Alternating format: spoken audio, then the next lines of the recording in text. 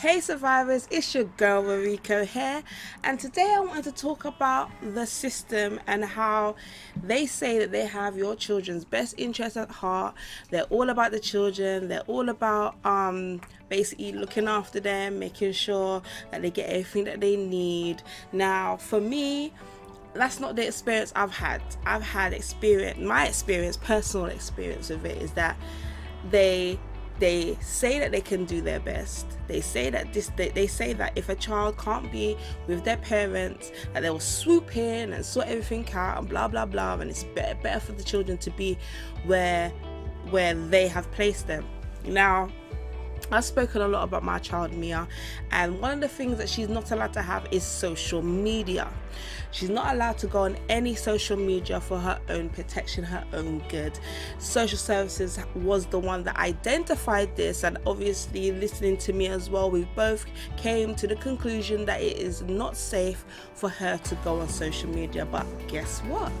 If you look on my videos, which I will post down here, you will see that she has commented.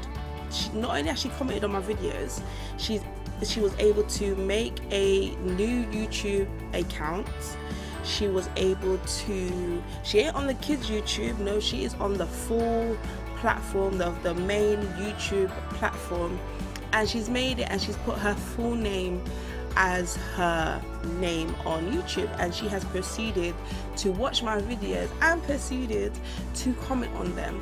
But when I spoke to the social worker said that she has no she hasn't got her pad back, she hasn't got her Apple AirPad whatever back. Yeah, she's not allowed to go on the internet, because I asked these questions before I dropped my bomb, because I said to her, okay, so has Mia got her pad back? No, she hasn't got her pad back. Has Mia been able to access the internet? No, because we know, we're keeping her safe. We're not making her obviously go on the internet or whatever. The carer fully knows not to let her on the internet. Really? So when I said what I said, she was all like discombobulated, like, really? What did she say? Like, da da da da. And I'm just like, fair enough, I understand social workers are stressed thin, but how is that good for the child? How is that good for the child? You're stretched thin, fair enough. They put cases upon cases upon cases upon cases on overworked social workers. They do that. And yet my child, she's high risk. She's very high risk to certain things, yeah?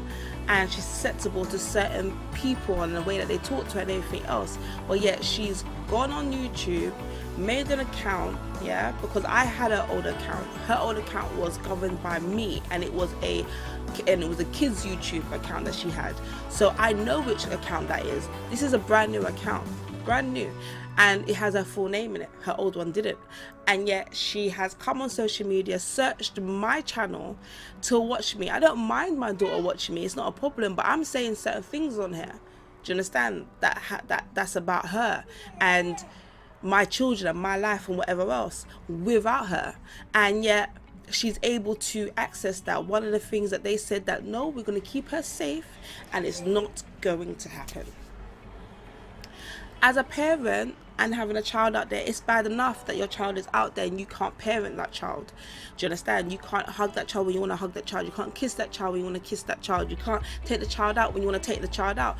All them things that you used to do are robbed from you.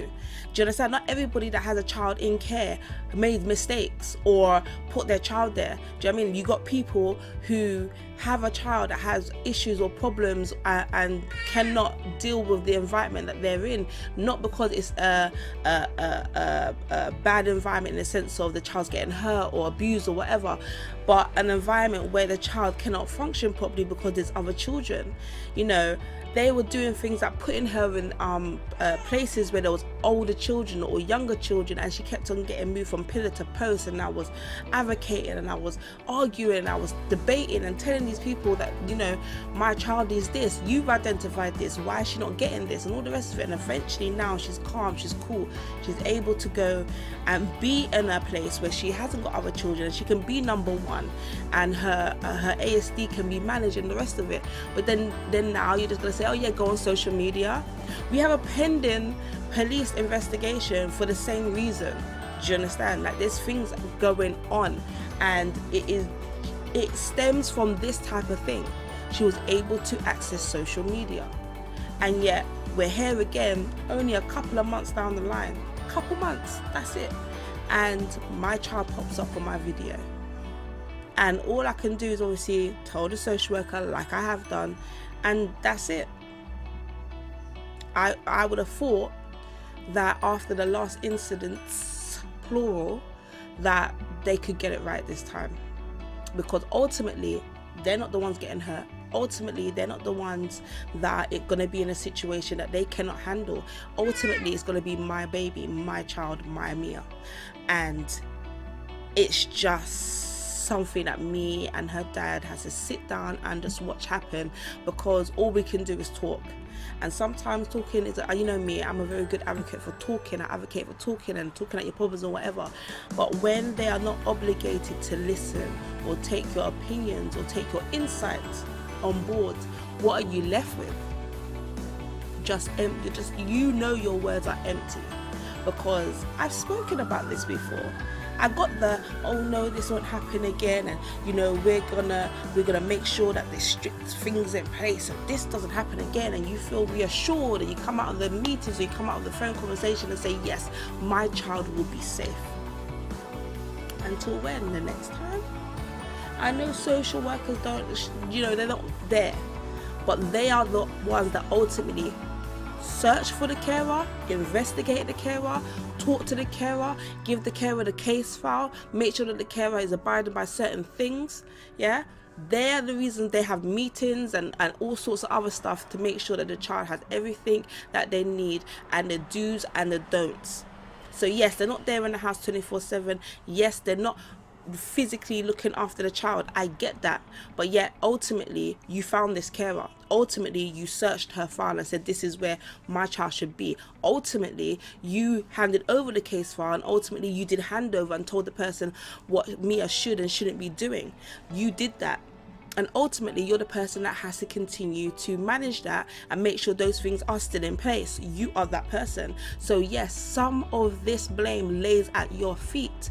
You cannot dismiss it, you cannot delegate it to somebody else. This is your case file as her social worker, and you are failing her. And I just feel that as a parent that cannot parent her, I just feel very disheartened, and no one said it was going to be easy. You know, one of my best friends has turned around and said, this is going to be the hardest thing in your life, and it is hard.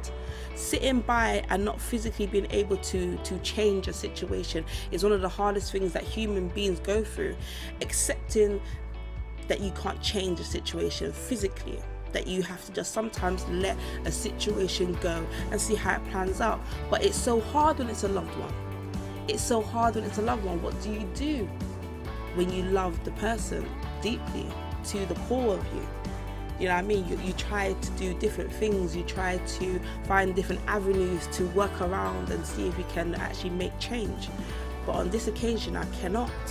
I've just been able to discuss and make them aware that this has happened. And again, I just have to have my fingers crossed and have faith that this situation won't happen again and nothing bad will stem from this, you know. And I just wanted to give you my thoughts on this current situation that has presented itself. Unfortunately, as much as I said before that I wanted my baby to get in contact with me, my hands are tied, and I cannot even reply back to her through social media because it's social media. I could only watch those comments and look at them and screenshot them for evidence for the social worker. My child reached out to me, and because I didn't say anything, her last comment to me was, I'll let you get on with your life, because she felt ignored. These are the things that they don't tell you when you're in this situation. No one knows on the other side. Do you know what I mean? No one knows the pain and the heartache and the things that you just have to sit on the other side. You just don't know, unless, unfortunately, like myself, have to go through it. And this situation again is, which one's worse? Her physically saying that she doesn't want to talk, or her actually reaching out and talking, and now I can't talk? I don't know. They're both pretty bad, and they both don't feel great. So I just wanted to just come on here and just share my thoughts with you guys on this current situation. It's been your girl Ruriko Yamazaki here. Just know that you are loved and you're all that anybody needs, and I'll catch you in the next video.